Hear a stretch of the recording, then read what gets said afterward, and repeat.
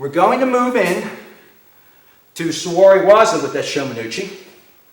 Sawari Waza is sitting techniques that we do in Aikido. It builds up hip mobility.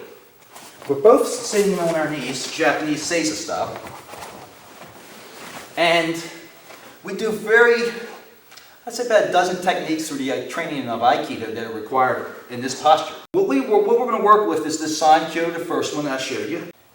Let me go ahead, and Mr. Scott is, my assistant Mr. Scott is the doctor, so I'm going to go ahead and tell him, as I torque this, he'll tell you what's happening.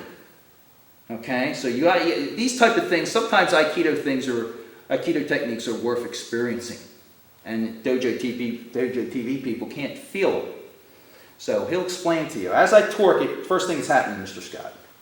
First thing that's happening is by the little finger where it comes up in joints, the joints locking out, and starting to feel pressure of the radius of all them grinding together against the carpal bones.